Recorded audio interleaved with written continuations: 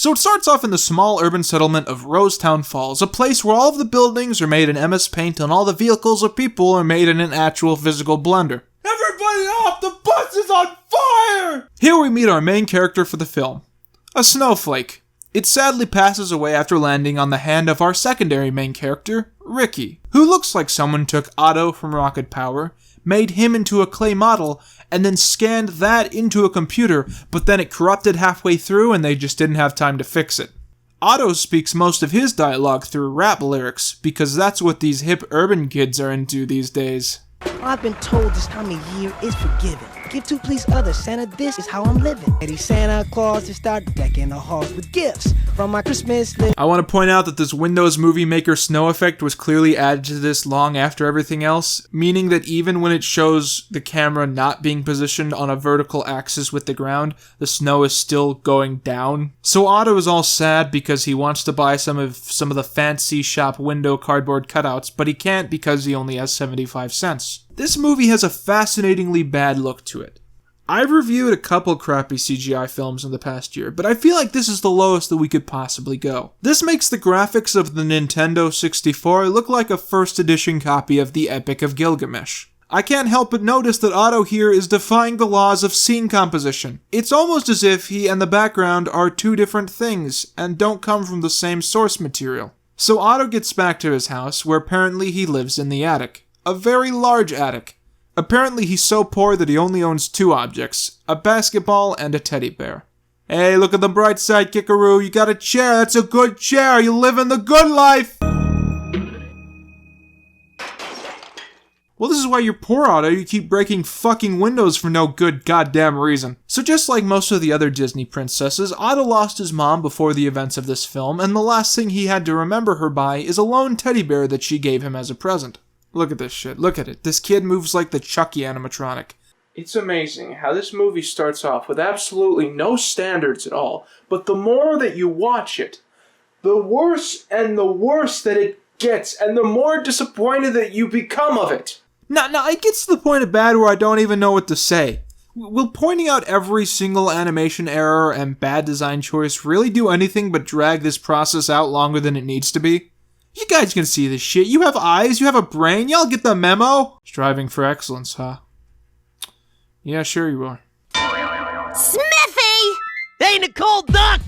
I mean dinosaur! I refuse to accept this as a real movie. This isn't some Scientology cult thing that was made in a back room and was showed once in a dark, stingy conference room before being leaked to the internet. This is like a real movie that was aired on television. You could have flipped the TV on any time of the week in 2002 and you would have seen this. The moment that I accept the humanity had any part in creating this is the moment that I give up on all belief that there's anything good that we can create. So you might be wondering who this blow-up doll that has just entered the film is. This is Nicole, the girl that Otto likes. This is Smithy, he likes sandwiches. This is Tug, he's the only person with a real voice actor. Let's just see what Ricky Rhinemaster can do.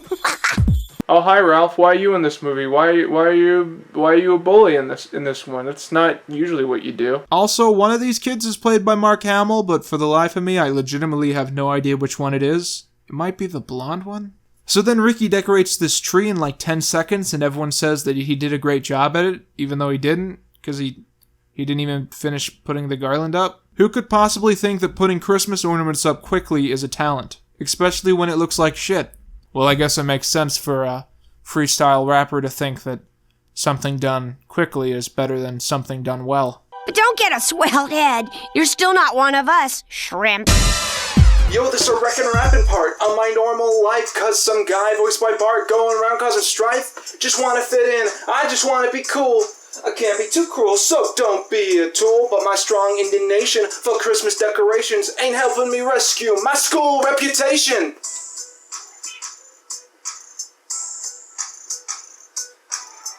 How do I turn this off? Actually, now that I think about it, everyone in this movie looks like shit, so maybe he is talented after all. Maybe this is like the high standard for what things are gonna look like in this movie.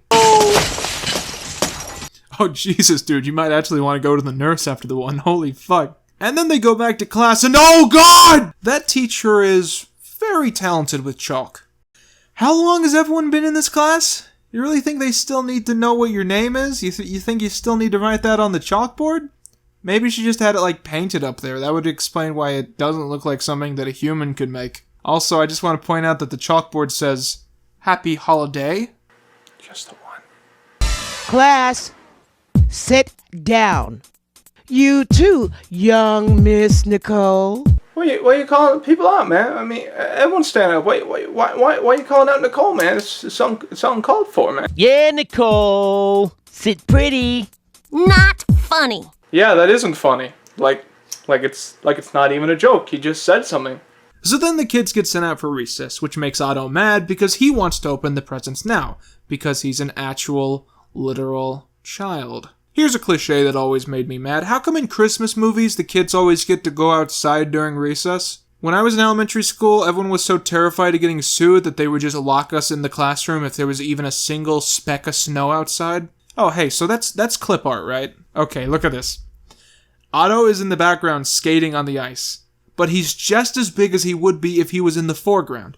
So either this pond's a lot smaller than it looks like it is, or Otto has grown to 4 times the size of a regular human being. Oh my god, was that blood? Look, he passes out and then he floats away into the distance. I like to imagine that the rest of the movie didn't happen and that it was all just a hallucination inside this kid's head. Oh, look, Smithy's out for revenge. Jesus Christ, what are these snowballs made out of? Cubic zirconium? Who made this conspicuous pile of preformed snowballs just for these kids to attack each other with? So then Ralph the bully gets all mad at Smithy for doing that, and then he has someone else chase him around for a while, and the three of them do that for a bit. Then the girl Otto likes starts skating and blows him off for being a creep, and she and the nerdy girl go back to standing in their pre-made T-poses. But then Ralph gets double revenge on Smithy by stealing his sandwich.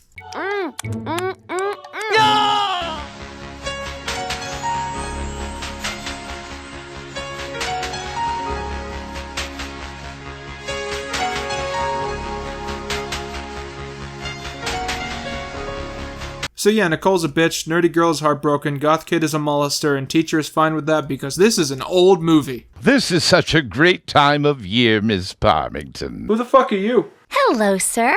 I hope you have a really, really happy holiday. Why, thank you, Lene.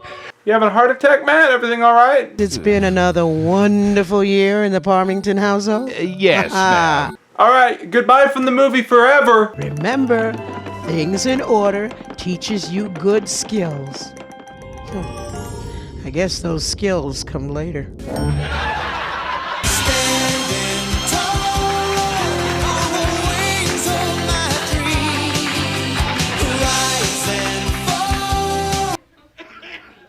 So then Otto gives his crusty old mom bear to Nicole because he's a weird poor kid who has a crush on a girl only because she's attractive and for no other reason. Nicole is honest and says that it's a weird creepy shit present and throws it away. Then Smithy yells at her or something. It's really gross that Ricky likes you, but he's my friend and you're not. Whatever. Whatever indeed. Oh my god, he's gonna kill himself. So Nerd Girl and Nicole hang out. Ricky, who gave you that candle? Oh, that is a really mean thing to say. No, though, it's not. This is just a question. Kind of a random question, but probably the nicest thing she could have said in this situation. Then we meet the best character in the movie, the great grandma, who basically only speaks through these weird Bill Cosby-like mumbles. Oh.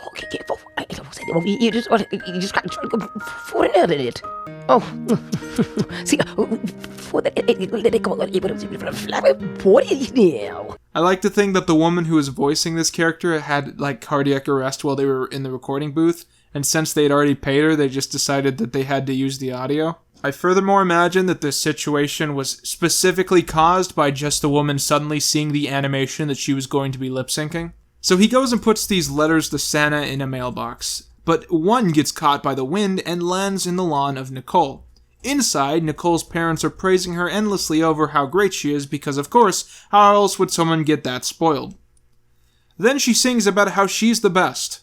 So imagine if you had the chance to live in a fancy mansion that had all the modern conveniences you would want. Everything you've ever wanted. But each room looks like it was designed for this movie.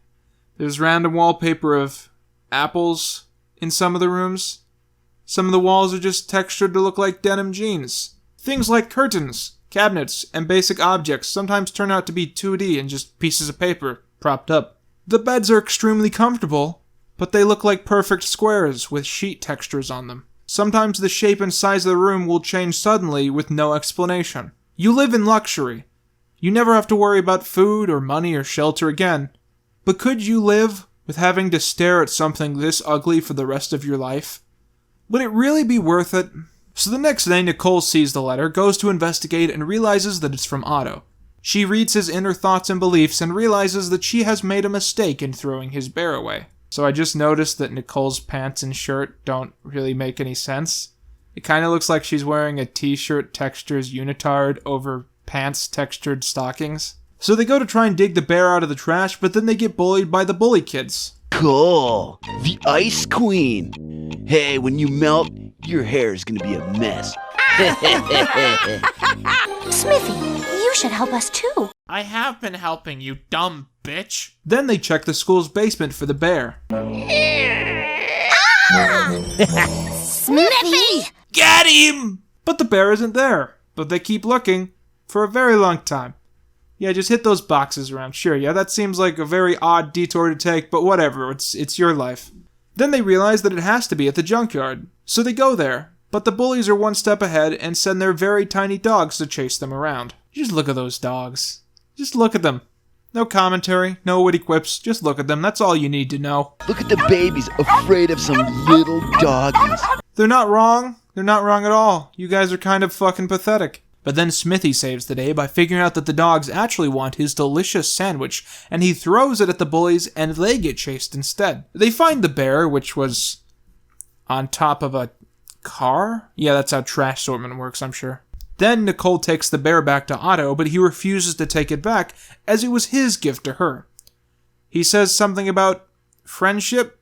Ah, Jesus Christ, there's like 15 minutes left in this movie. God damn it. Nerd Girl's family bonds over Christmas. I think they're trying to set up a sequel here.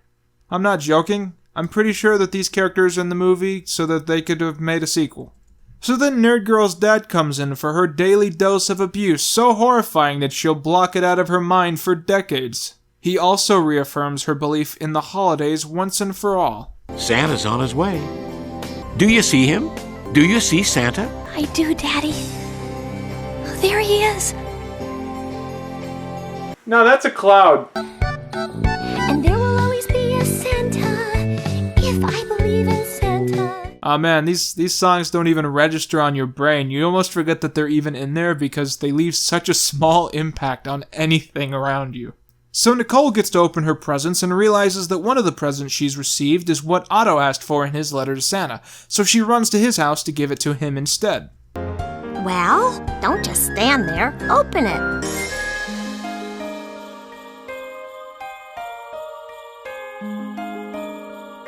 It's too bad I don't have a TV. So then it turns out that Santa got the little girl a pony like she asked for.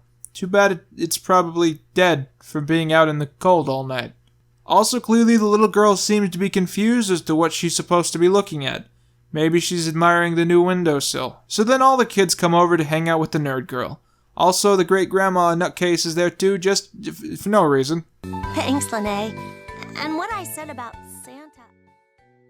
Well, it's okay. Hey! What's that? Wow! So that was It's Not Over Yet. This movie has more endings than the Lord of the Rings trilogy. Now, usually the season of Christmas is merry, but this movie is stunted. My vocabulary. Was it a drug front? A myth, an accident? Oh god, my chest burns. I need an antacid. The performances are stilted. The story is wilted. The milk isn't fresh, but it was bad to begin with. And look, Moranis, I'm sorry, you're fine, cause Misfit Toys ain't even in the bottom 9. Sure, that was goofy, misguided, and shit, but it looks like Pixar next to Rapsittie Street Kids. Nothing works. Nothing has potential. I don't even know how to make my thoughts sequential. You try bringing a new thought to the pile of the rehash reviews that go on for miles and miles. Yeah, it's got clip art and sideways snow, and the ugly rooms and confusing windows only seem to further make the aimless plot seem more like the very worst to ever be thought. On the other hand, it's hard to decree death to a film that was basically free. Yeah, the internet hates and makes sure to spread it, but to say that it's bad is giving it too much credit. I'll likely never think about this shit pile again. You know, unless this movie makes me a lot of money, in which case I'll probably review the sequel or something.